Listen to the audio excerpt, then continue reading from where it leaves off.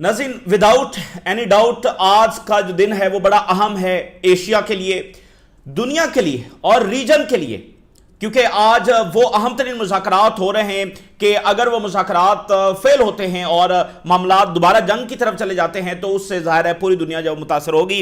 लेकिन अगर ये मुज़ाकरात कामयाब हो जाते हैं तो उसमें एशिया की बहुत बड़ी कामयाबी है, रीजन की बहुत बड़ी कामयाबी है, पाकिस्तान की बहुत बड़ी कामयाबी है और ये दुनिया की बहुत बड़ी कामयाबी होगी, क्योंकि ये वो जंग है जो सबके लिए तबाहकुन साबित होगी। तो विदाउट एनी डाउट ये आज का दिन जो है वो बड़ा फैसला कुन और तारीखी दिन है।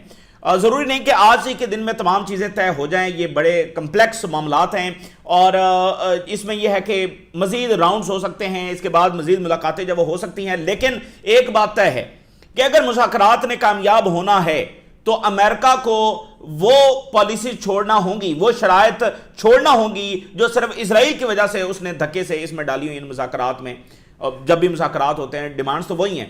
तो अगर इन मुज़ाकरात ने आगे बढ़ना है तो 3-4 मोटी मोटी बातें जब वो ईरान की मानना होंगी, सैंक्शंस का रिलीफ जो है वो देना होगा उनको। और ये जो एक पॉलिसी है कि हर कुछ टाइम के बाद वो हमला करने के लिए आ रहे हैं, इस पॉलिसीज को छोड़ना होगा और एक गारंटी जब वो देना होगी। स्ट्रेट ऑफ हॉर्मज़ के हवाले से बैठकर जो दरमियानी बात की जा सकती है। अभी ईरान ये कह रहा है कि हमारे पैसे जो है वो रिलीज़ किए जाएं और कुछ खबरें आ रही हैं कि वो पैसे भी रिलीज़ करने पर अमेरिका एग्री हो गया। उसको अभी हम कंफर्म जब वो करेंगे। और इसमें फिर बाकी मुल्कों के लिए बड़ा हम है, जैसे पाकिस्तान है, तो पाकिस्तान ईरान का ऑयल खरीदना चाहता है, तो यहां पर अब ईरान बाकी मुल्कों को ये कहेगा कि भाई आप खरीदें हमसे और अब हमें ये तो सहूलत देना कि आप हमसे जब ऑयल खरीदें। तो ये बड़ा इंपॉर्टेंट जब वो साबित होने वाला है। एवरी डायमेंशन में ये जंग जो है वो एक टर्निंग पॉइंट साबित हो रही है। रिलेशंस के हवाले से टर्निंग पॉइंट, अलायंसेस के हवाले से अभी यूएई ने स्टेटमेंट जारी की है कि हम अपने तमाम रिलेशंस को रीअसेस करेंगे कि कौन भरोसेमंद है और कौन भरोसेमंद नहीं है। सबसे पहले तो उनको अपने रिलेशन जो है वो इजराइल के साथ रीअसेस करने चाहिए और गल्फ स्टेट्स जो हैं वो रीअसेस कर रही हैं। और इजराइल मीडिया ने आज रिपोर्ट जारी की है कि नॉर्मलाइजेशन फारिग हो चुकी है इजराइल और अरब ममालिक की आफ्टर ईरान वॉर, बल्कि ये कंट्रीज जो है वो ज्यादा अलाइन होंगे टुवर्ड्स टर्की एंड ईरान, और पाकिस्तान तो वैसे ही उनका पार्टनर है ही है। इसलिए अभी आप देखें कि इजराइल पूरी कोशिश कर रहा है दोबारा से मामलात को जंग की तरफ धकेलने की। लेबनान के ऊपर उनकी बमबारी जारी है, जिसका भी हिजबुल्लाह ने मुंह तोड़ जवाब दिया। हिजबुल्लाह ने एस्केलेट किया है रिस्पॉन्स में और वो अशदोद तक पहुंच गए। 50 से ज्यादा ऑपरेशन इस वक्त हिजबुल्लाह की जानिब से किए गए। टैंकों को, बेसिस को जब निशाना बनाया गया है, तो हिजबुल्लाह का मैसेज वाज़ेह है कि वो जवाब में एस्केलेट करेंगे और जिससे ज़ाहिर है दुनिया पर प्रेशर आएगा। देखें, बात यह है कि मीडिएटर्स का वो ट्वीट मौजूद है जिसमें लेबनान शामिल है, और फिर बाद में भी पाकिस्तान ने री एम्फसाइज किया कि नहीं लेबनान शामिल है। तो अमेरिका के पास क्या ऑप्शन बच जाता है, उनको वो शामिल करना ही पड़ेगा। अच्छा, अब ईरान की जंग ने नाज़रीन जो ग्लोबल ऑयल मार्केट है उसको भी बदल के रख दिया है। अब तमाम मुल्क जो है, खासकर जो वेस्टर्न नेशंस हैं, वो अपनी सारी डॉक्ट्राइन को और लॉन्ग टर्म पॉलिसी को तब्दील कर रहे हैं इस जंग की वजह से। ये ग्लोबल ऑयल मार्केट को जब बिल्कुल चेंज करके रख दिया है कि एक छोटा सा रास्ता किस तरह बड़ी बड़ी इकॉनमीज को घुटनों पर लेकर आ सकता है। तो ये तो किसी के लिए न्यूक्लियर से भी बड़ा मसला है। तो इस हवाले से पॉलिसी जो वो बन रही हैं। और ईरान जो है मुज़ाकरात से पहले जो है वो यूरोपियंस और बाकी दुनिया के मालिक से बात कर रहे हैं और ईरान उनको वाज़े ये कर रहा है। डेलीगेशन उनका यहाँ मौजूद है और वो दुनिया से इस वक्त कॉल पर साथ साथ बात भी कर रहे हैं और उनको वाज़े कर रहे हैं कि हम देखें बार बार हमसे धोखा हुआ है, अमेरिका के ऊपर हमें कोई एतमाद नहीं है, लेकिन फिर भी उनके साथ मुज़ाकरात करने जा रहे हैं। तो हम ये दुनिया के अमन के लिए कर रहे हैं, दुनिया को भी अपना किरदार जो अदा करना चाहिए। तो ये सूरत हाल होगी। लेकिन नाज़रीन, क्या वो मनाजर थे, क्या वो तारीखी मनाजर थे जब ईरानी डेलीगेशन पाकिस्तान की सॉइल के ऊपर उतरा है? आप जरा वो झलकियां देखें जो कि ज़ाहिर कल रात से जब वो चल रही हैं। क्या तारीखी मनाजर थे कि the brave sons of the great civilisation, वो सिविलाइजेशन जिसको ट्रम्प धमकियां लगा रहा था कि आज रात खत्म हो जाएगी और मैं ऐसे कर दूंगा और वैसे कर दूंगा। आप अंदाजा करें, the brave sons of those that great civilisation किस फातहीन अंदाज के अंदर वो उतरे हैं। उनकी आप जरा बॉडी लैंग्वेज देखें, मतलब एक खौफनाक तरीन जंग वो लड़के आ रहे हैं। कितने प्यारों को उन्होंने खो दिया है और सबसे बढ़कर अपने रहबरे मुअज्जम को उन्होंने खो दिया, अपनी फैमिलीज को उन्होंने खो दिया, अपने कितने ही कॉलीग्स को उन्होंने खो दिया। جو اس سے پہلے نیگوشیٹر تھے وہ تو اس جنگ میں شہید ہو چکے ہیں. امریکہ اور اسرائیل نے چن چن کر جب ان کو نشانہ بنایا. ابھی جو فارن منسٹر ہیں, ابھی جب ان سے میسیجنگ ہو رہی تھی, ان کے گھر پر اٹیک کر کے ان کی بیوی کو شہید کر دیا گیا اور وہ خود زخمی ہوئے, اور کل ان کی بھی خبر آ گئی تھی وہ بھی شہید ہو گئے ہیں. اپنے پیاروں کو, اور ایران کے فارن منسٹر کی ایک درمیانی تصویر آئی تھی جس میں وہ ایک فیونرل پر جذبات پر قابو نہ رکھتے ہوئے اپنے قریبی ساتھی کے لیے جو ہے وہ ابدیدہ ہو گئے تھے. لیکن آپ ذرا دیکھیں کہ اس خوفناک ترین جنگ میں جب وہ دنیا کی سب سے بے رحم سپر پاورز کا مقابلہ کر رہے ہیں تو کیا صبر, کیا شجاعت, کس استقامت کا جو ہے وہ ان کی جانب سے مظاہرہ کیا گیا ہے. اور ہلکی سی جس کو لرزش کہتے ہیں, ہلکی سی لرزش بھی ان کے پاؤں میں نہیں آئی ہے.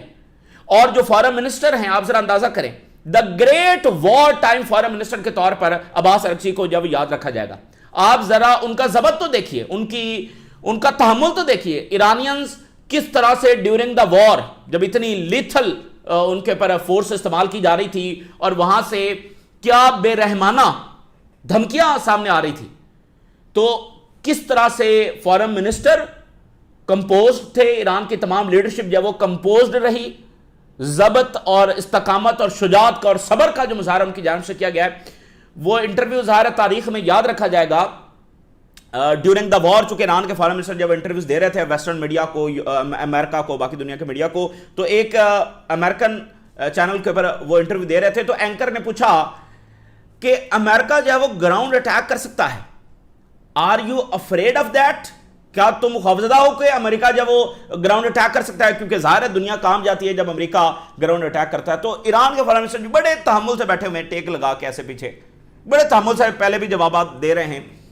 تو انہوں نے کہا we are waiting for you, بالکل کام اور ضبط کے انداز کے اندر آرام سے انہوں نے کہا we are waiting for you. اچھا, وہ جو اینکر ہے وہ شاکڈ ہو گئی, وہ سوچ بھی نہیں سکتی تھی کہ اس طرح کا جواب آئے گا, کیونکہ آج تک تاریخ میں کوئی اس طرح کا جواب دے نہیں سکا ہے امریکہ کو. تو اس نے کہا آپ کیا کہہ رہے ہیں, you are waiting for them. اس نے کہا جی ہم آپ کا انتظار کر رہے ہیں, آپ ذرا آئیے تو صحیح, آپ کے ساتھ یہاں پر ہوتی کیا ہے. تو ایک ایسی جنگ لڑ کے وہ یہاں پر اترے ہیں ایک فاتح کے طور پر, اور ایک ایسی جنگ جس نے گلوبل بیلنس آف پاور کو بدل کے رکھ دیا. میں آپ کو بتا رہا ہوں کہ ہر ڈائمنشن میں معاملات بدل رہے ہیں. گلوبل بیلنس آف پاور کو اس جنگ نے ہمیشہ کے لیے بدل کے رکھ دیا ہے, اور دنیا اور ریجن کبھی ویسا نہیں ہوگا جیسے 27 فروری 2026 کو تھا. یہ بات ذہن میں رکھ لیں, یہ دنیا اور ریجن کو ایران جنگ نے ہمیشہ کے لیے جو بدل کے رکھ دیا ہے.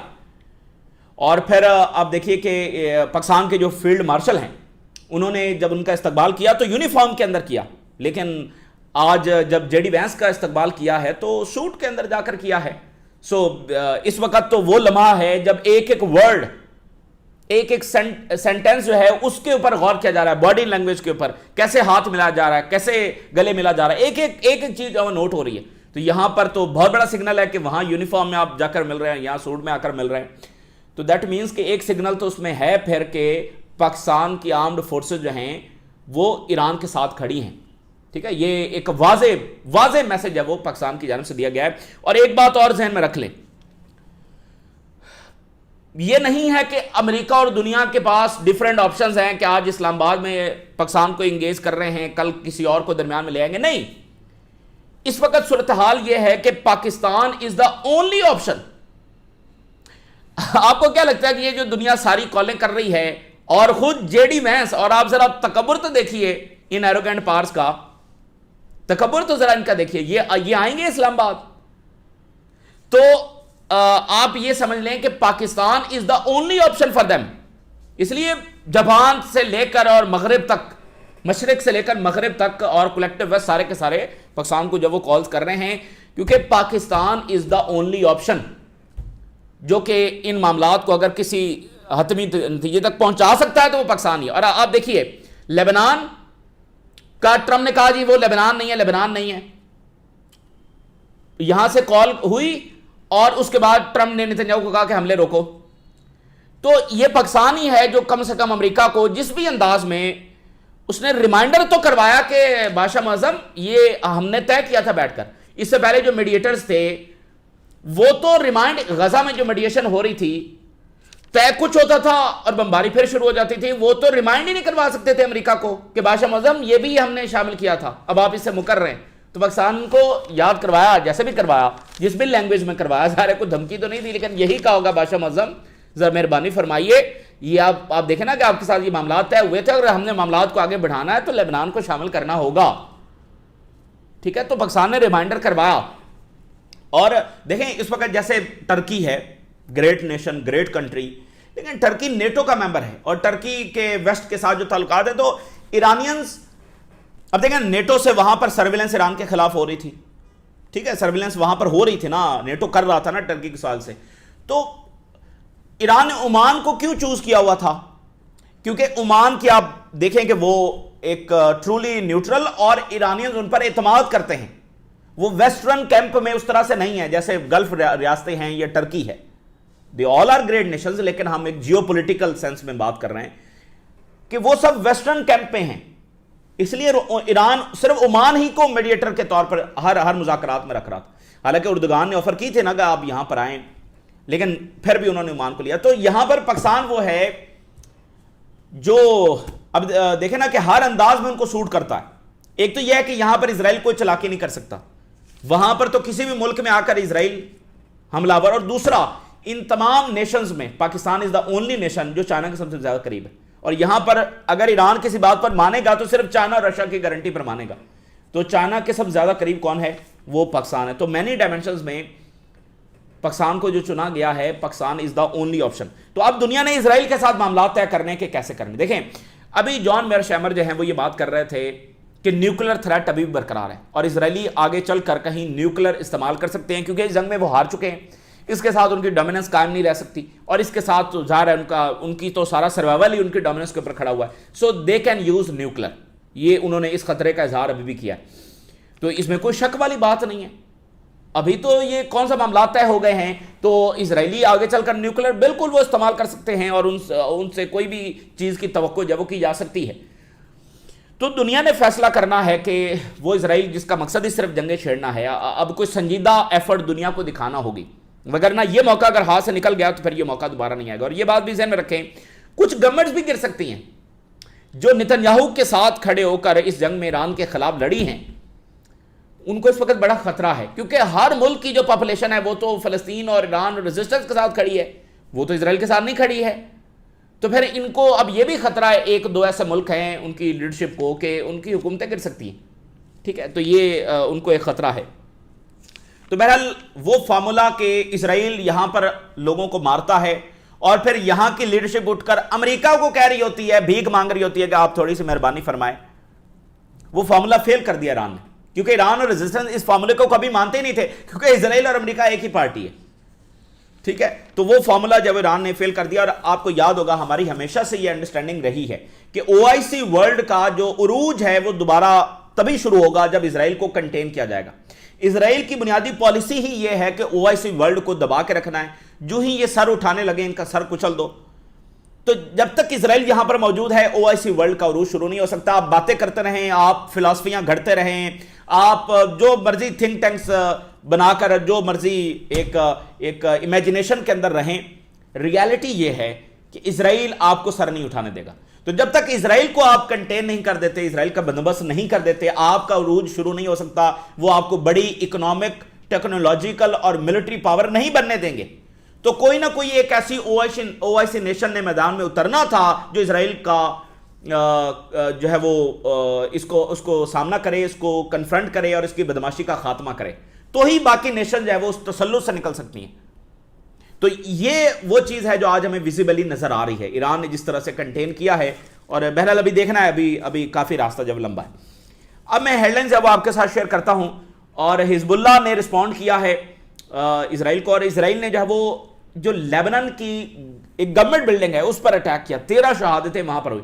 تو حزب اللہ نے اس کا بھی جواب دیا. لیبنیز آرمی کچھ نہیں کر پا رہی ہے, لیبنیز گورنمنٹ کچھ نہیں کر پا رہی ہے, اس کا جواب بھی حزب اللہ کی جانب سے دیا گیا. سیریز آف آپریشن کیے گئے, اور اوور آل 58 آپریشن جب حزب اللہ نے کیے ہیں, اور اشدود تک جب وہ اٹیک کر چکا ہے حزب اللہ, تل اویو سے بھی آگے گزر کر. تو deep inside long range missile جب وہ حزب اللہ کی جانب سے استعمال کیے گئے, سو میسج از کلیئر کہ فائر کا جواب فائر سے اور ایسکلیشن کا جواب ایسکلیشن سے دیا جائے گا. اور یہ ضروری تھا جواب دینا, کیونکہ دنیا کو سمجھ لگے نا کہ وہ فارمولا اب نہیں چلنے والا کہ بس مذاکرات ہو گئے جی ہو گئے, اس کے بعد اسرائیل کی بمباری جاری رہے, یہ نہیں چلنے والا. سو ڈائریکٹ کنفرنٹیشن بھی ہوئی ہے, ٹروپس اور وہیکل جو ہے وہ ٹارگیٹ ہوئی ہیں, ڈفرینٹ گیدرنگس کو اور ٹینکوں کو جو ہے وہ نشانہ بنایا گیا. Attack on positions, settlements and bases, یہ سارا کیا گیا. اور جو سفید سٹی ہے جہاں پر ان کا نارتھ کے حوالے سے اہم کمانڈ سٹرکچر ہے اس کو نشانہ بنایا گیا ہے. اور اسرائیل نے کہا ہے کہ ہم سیز فائر نہیں کریں گے لیکن پیس ٹاکس کریں گے. یہ بمباری جاری رہے گی جو ان کا پرانا فارمولا ہے, یہ کام نہیں کرے گا. امریکہ کو کچھ نہ کچھ جو ہے وہ کرنا ہوگا. اچھا, اب اسرائیلی میڈیا کی سن لیں. Iran war could hinder Arab normalization with Israel. Israeli media اس جنگ سے نارملائزیشن جو ہے وہ فارغ ہو رہی ہے اور گلف کنٹری جو ہے وہ اس وقت امریکہ کی بجائے جو ہے وہ ایران اور ٹرکی, ایران کے ساتھ کلوزر کوارڈینیشن کی طرف جائیں گے, کیونکہ جو سیکورٹی تھریٹ انہوں نے دیکھا ہے. فائنینشل ٹائم کی جو تازہ ترین رپورٹ ہے وہ اس میں شامل کی گئی ہے کہ گلف ریاستیں, خاص طور پر سعودی عربیہ, یہ سمجھتا ہے کہ ان کو جان بوجھ کر اس جنگ کے اندر ڈریگ کیا گیا امریکہ کی جانب سے. اس جنگ کو اوائڈ کیا جا سکتا تھا اور امریکہ نے ڈریگ کیا. اور یہ سارے اڈے دہائیوں سے یہاں پر تھے ہی اس لیے کہ ان ریاستوں کو پروٹیکٹ کرنا ہے. جہاں پر امریکی اکانومی کی جان ہے تو نہیں پروٹیکٹ کیا گیا, بلکہ وقت جب آیا تو یہ بیسز خالی کر کے فرار ہو گئے. اور اسرائیلی میڈیا نے یو ای کو البتہ ایک ایکسیپشن قرار دیا کہ ان کے ساتھ تو ہمارے تعلقات مضبوط ہو رہے ہیں. آگے چل کر اب چونکہ دبئی اور ابو دھابی جو ہے وہ یہ کافی اسرائیل کا گارڈ بن چکے ہیں, اب ریجن نے اس سے کیسے ڈیل کرنا ہے یہ بہرحال دیکھنا ہے. ہوپس ہو کہ یو ای کے ساتھ بھی معاملات ریجن کے طے ہوں. اس میں بھی پاکستان شامل ہے. پاکستان نے ذرا یو ای کو کہا ہے کہ آپ بھی ذرا 2 قدم پیچھے ہٹیں. اچھا, وہ جو یوکرینی ڈیلیگیشن آیا تھا وہ یہاں پر ایئر ڈیفنس کرنے کے لیے اس کو فارغ کر دیا گیا. یو ای نے کہا کہ اب یہاں سے چلے جائیں, کیونکہ وہ ایک ایران کا ڈرون نہیں روک سکے, تو ان کو جب آج بھیج دیا گیا واپس. اور یہ آج ایکزیس کی رپورٹ ہے کہ ایران کی جنگ نے گلوبل آئل مارکیٹ کو ہمیشہ کے لیے بدل کے رکھ دیا ہے. اور ملٹی ٹریلین ڈالر یہ انڈسٹری ہے, ملٹی ٹریلین ڈالر. لیکن جس طرح سے اس میں آئل پرائسز اچانک اوپر گئی ہیں اور جس طرح سے اسٹریٹ آف ہرمز ایران کے پاس آ گیا ہے, سو اس کو mother of all supply chain crisis کہا گیا تاریخ میں. کویت وار جو ہوئی تھی اس میں صرف 8% گلوبل سپلائی چین میں متاثر ہوئی. 1973 میں صرف 8%, لیبیا وار میں 2% اور یوکرین وار میں صرف 2%. اور یہاں پر کوئی 25% سے زیادہ کرائسس آیا جو کہ تاریخ میں سب سے زیادہ ہے. So lessons from past global shocks. تو جیو پولیٹیکل شاکس جو ہے وہ structural changes in global economy کی طرف لے کر جائیں گے. سارا اسٹرکچر جو ہے وہ چینج کریں گے. شفٹنگ گلوبل انرجی ڈاکٹرائن, یہ ممالک جو ہیں یہ اپنی جو ڈاکٹرائن ہے اس کو ہی بدل رہے ہیں. Turning point for the global energy system. ٹھیک ہے, یہ ساری تبدیلی جو ہے اس جنگ سے آ رہی ہے. اور امریکہ مجبور ہوگا سینکشن ختم کرنے پر ایران پر. ابھی آج خبر یہ آ رہی ہے کہ امریکہ رشیا کو مزید الاؤ کر سکتا ہے اور آئل بیچو. اب یورپ اس کے بعد پتہ نہیں کدھر جائے گا. امریکہ چونکہ آئل پرائسز تو اوپر ہیں تو امریکہ رشیا کو کہہ سکتا ہے کہ آپ مزید آئل بیچیں. U S likely to extend Russian oil waiver amid price surge. Reuters. اب ذرا اس شکست کا اندازہ لگائیں. امریکہ رشیا کہہ رہا ہے اور بیچو اور بیچو, ٹھیک ہے نا, کیونکہ آئل پرائسز جب اسٹیبلائز نہیں ہو رہی ہیں. چونکہ ٹرمپ نے جو مزید دھمکیاں دی ہیں وہ جنگ بندی بھی اس طرح سے آئل کو نیچے نہیں لا سکی. حالانکہ فوری آئل نیچے آیا, لیکن بعد میں جب ٹرمپ نے دھمکیاں دی اور لیبنان پر بمباری ہوئی, ایران نے اسٹریٹ آف ہرمز بند کر لیا, تو وہ پھر آئل اوپر ہے, 100 سے پھر اوپر ہے. اور ایران جو ٹرمپ ہے اس نے وعدہ کیا ہوا تھا کہ میں $50 کے اوپر لے کر آؤں گا, یہ اس نے وعدہ کیا ہوا تھا اور یہ 150 کی طرف لے کر جا رہا ہے. ایران کے وزیر خارجہ کی جو کہ اس وقت پاکستان میں موجود ہیں, ان کی جرمن وزیر خارجہ کے ساتھ بات ہوئی. ابھی آپ دیکھیں جرمنی اس وقت سب سے زیادہ چاہ رہا ہے کہ اس جنگ کا کوئی راستہ نکلے, اور یہ وہ کنٹری ہے جو سب سے زیادہ اسرائیل کو سپورٹ کر رہا تھا. اور یہ حیران کن بات ہے, ہم پہلے بھی بات کر رہے ہیں کہ دنیا کی لیڈرشپ یہ کیسے نہیں سمجھ سکی کہ غزہ کے وائلنس کا نتیجہ ایک علاقائی جنگ کی صورت میں نکلے گا. یہ دنیا کیسے نہیں سمجھ سکی اور یہ ریجن کیسے اس کو نہیں انڈیکیٹ کر سکا, یہ سمجھ سے بالا تر. تو آج جرمنی سب سے آگے ہے کہ نہیں بھائی جنگ روکو, کیونکہ جرمنی انڈسٹریل ہب ہے یورپ کی اور وہ اس کی انڈسٹری کا بڑا غرق ہو رہا ہے. تو جرمنی کی کال پاکستان سے بھی ہوئی ہے، جرمنی کی کال اس سے پہلے جرمن چانسلر کی کال، اور ایران وہ تو کہہ رہے ہیں ہم ڈیلیگیشن تہران بھیج رہے ہیں، اور اٹلی کی پرائم منسٹر جا رہی ہیں، اور ساؤتھ کوریا وہاں پر بھیج رہا ہے۔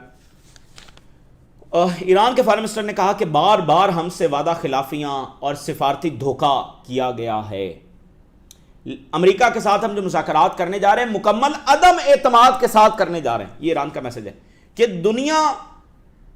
دنیا کو بچانے کے لیے صرف۔ تو آج دیکھیں دنیا کو سنجیدگی دکھانی ہوگی، ایک یہ کہ ایران بار بار دھوکے کے باوجود مذاکرات میں جا رہا ہے، اور دوسرا یہ جو موقع ہے آج پاکستان نے دنیا کو فراہم کیا ہے، this is the only option for the world, اس کے علاوہ کوئی آپشن نہیں ہے۔ میں یورپ میں مذاکرات جو ہونے تھے وہ ہو گئے، گلف نے جو مذاکرات ہونے تھے وہ ہو گئے، اور دنیا میں کون سا آپشن بچا ہے بھائی؟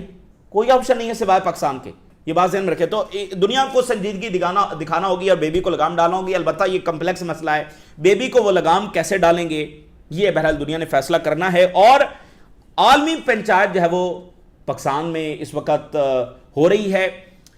اور ویسے یہ بڑی دلچسپ آن اے لائٹر نوٹ آخر میں اگر ہم بات کریں تو یعنی امریکہ، برطانیہ، یورپ، یہ سارے جو ہیں وہ ظاہر لیڈرشپ پڑھاتے ہیں، اور بڑے بڑے لیڈرز انہوں نے پیدا کیے ہیں، اور وہ لیڈرشپ پڑھاتے ہیں، سیاست پڑھاتے ہیں، ڈپلومیسی پڑھاتے ہیں، انٹرنیشنل لا انہوں نے لکھا ہے، یہ سارے ادارے ظاہر انہوں نے بنائے ہیں۔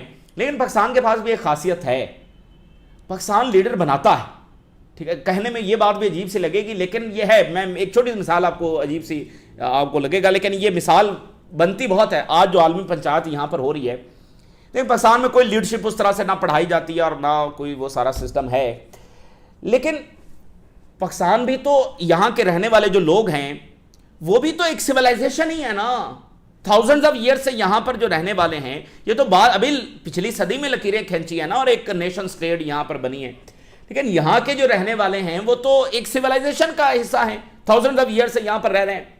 تو جو ان کے ویلیوز ہیں، جو ان کا کلچر ہے، مثال کے طور پہ یہاں پر جو پنچایت کا کلچر ہے، آپ دیکھیں کہ وہ کتنا شاندار ہے، اور آپ بہت نچلے لیول تک چلے جائیں تو آپ دیکھیں گے کہ آپ کو بڑی معاملہ فہمی کرنے والی شخصیات نظر آئیں گی، یعنی وہ بڑے بڑے مسئلے بیٹھ کر جو ہے وہ سلجھا رہے ہوتے ہیں، اور ایسی شخصیات آپ کو نظر آئیں گی جو بڑی معاملہ فہم ہیں اور معاملات کو سلجھا رہی ہیں، اور آپ کو اتنی میچورٹی نظر آتی ہے۔